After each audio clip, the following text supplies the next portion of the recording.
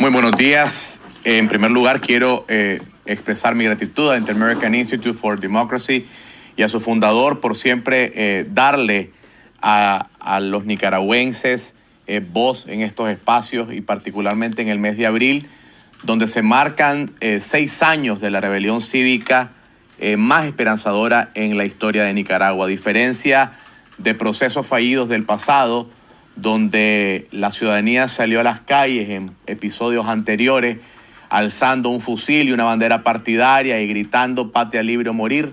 En abril se alzó la bandera azul y blanca y se alzó también el llamado de patria libre para vivir. Nunca los nicaragüenses habíamos visto un proceso tan esperanzador. Esto inicia con los incendios de Indio Maíz, las reformas al sistema de seguridad social, pero ya para el 19 de abril prácticamente todas las principales ciudades del país estaban en rebelión cívica. Es importante recordar el contexto en el que esto se da. Nicaragua, como lo ha dicho elocuentemente nuestro obispo, el monseñor nicaragüense Silvio Báez, Nicaragua ha sido una nación crucificada.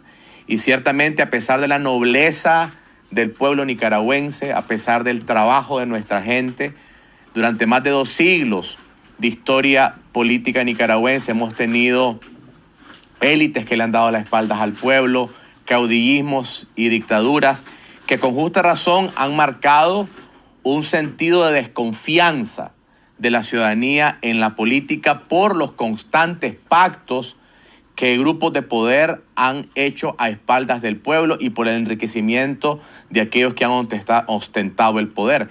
Esas desconfianzas en las instituciones han servido como un arma de doble filo en Nicaragua, porque por un lado ha erosionado cualquier posibilidad hasta ahora, y no hay que perder la esperanza de que se logre, de un proyecto sostenible de nación, porque las heridas del pasado funcionan como una estaca que lastima a aquellos que quieren caminar hacia el futuro, cual si caminásemos en una banda estacionaria.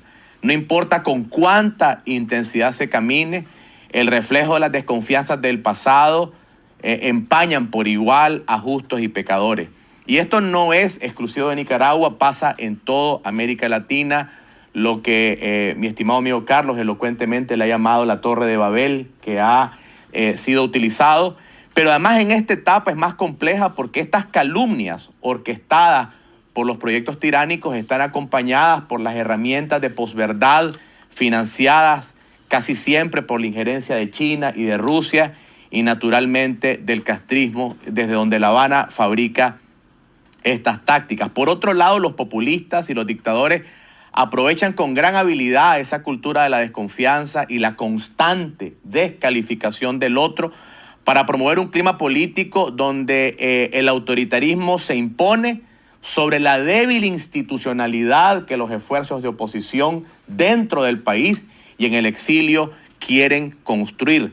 Al son de divide y vencerás, instauran la idea de que todos son iguales, de que no hay liderazgo, y esto favorece naturalmente a las dictaduras porque el clima de desesperanza genera desmovilización social.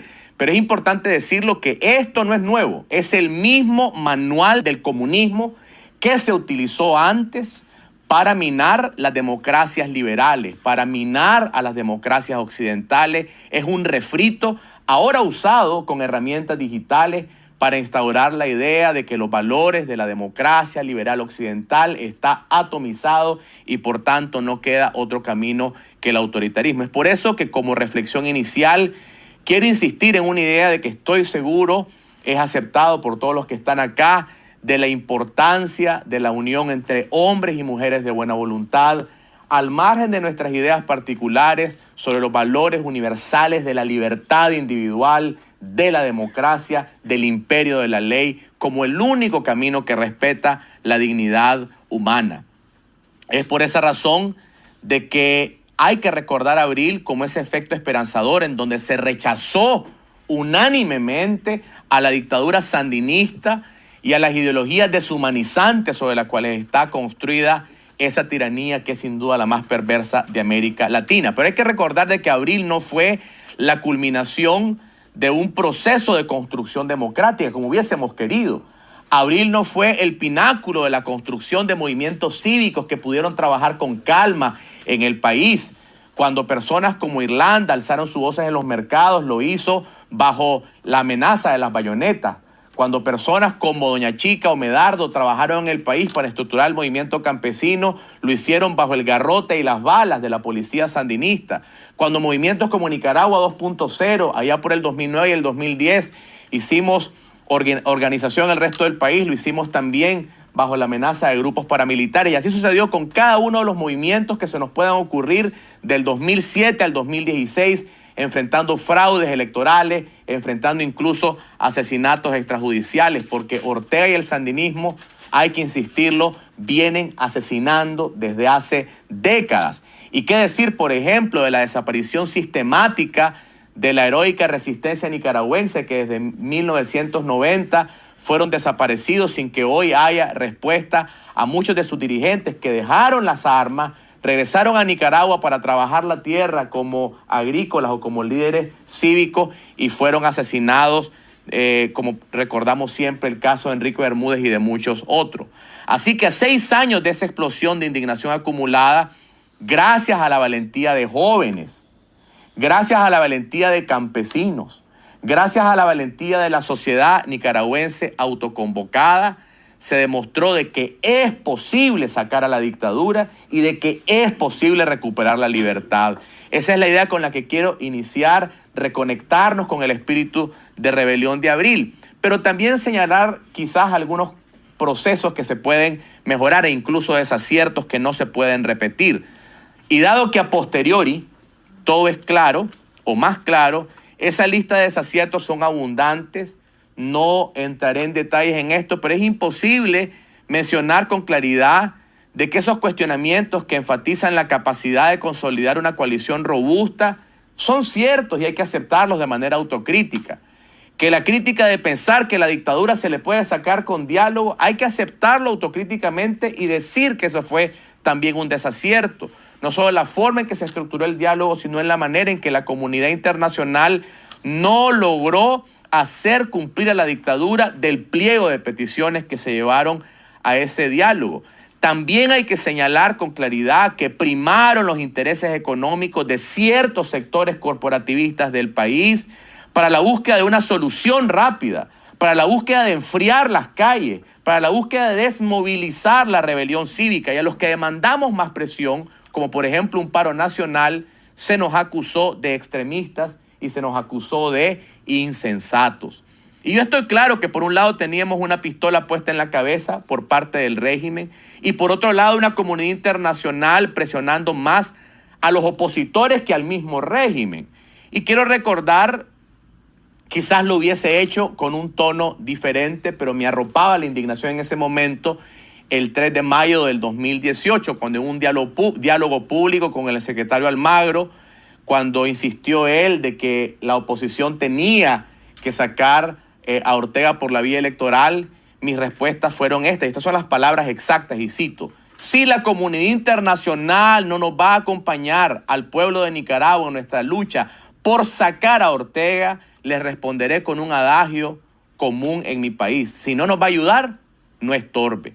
Y es que en los primeros meses de esa rebelión quedó claro que la comunidad internacional no sabe cómo sacar a los nuevos dictadores, a los dictadores 2.0, que se arropan de algunas apariencias de institucionalidad, que los instrumentos y tratados internacionales no saben cómo lidiar con estas dictaduras satélites financiadas por China y por Rusia, financiadas y acompañadas por Irán, que la comunidad internacional quiere utilizar los mecanismos clásicos posguerra fría con estas dictaduras que son más evolucionadas. Podemos seguir hablando también de los aciertos. Se pudo lograr que la comunidad internacional y la valentía del pueblo de Nicaragua le quitara la máscara al régimen y se retratara de forma vívida y real la brutalidad que sufrió el pueblo de Nicaragua, las torturas, las desapariciones, los encarcelamientos arbitrarios. Sin embargo, la comunidad democrática internacional unánimemente insistió que debíamos ir a un proceso electoral, a lo cual algunas personas aceptamos sabiendo los riesgos, precisamente para quitarle a Ortega de una vez por todas la excusa de que la oposición no podía ganarle en las elecciones. La teoría era que el esfuerzo de ir a estos procesos electorales dejaría esa evidencia. Accedimos entonces a un proceso de elecciones primarias que fue interrumpido con el encarcelamiento de todas aquellas personas que quisimos participar en ese proceso. El muñido mito, insisto, de que Ortega no cae porque no nos unimos, nos aplicó en el intento que hicimos, pero hay que recordar que en febrero de ese año, el 2021, todos los principales candidatos firmamos un acuerdo de unidad que fue frustrado antes de que se consolidara. Pero no quisiera terminar esta reflexión también hablando de una segunda dimensión de la rebelión de abril. Precisamente hace pocas semanas el Directorio de Inteligencia de Estados Unidos, que es una unidad que acuerpa a las distintas organizaciones de inteligencia, reveló un informe sobre las protestas cívicas alrededor del mundo y hace un interesante recuento. De 114 protestas cívicas que se dieron entre 2018 y 2020, solo 3 de ellas llevaron a cambio de regímenes. Por otro lado, Freedom House ha reportado que el 2024 marca 18 años consecutivos de retroceso democrático. Y para explicar este fenómeno, quiero utilizar, como suelo hacerlo, las analogías.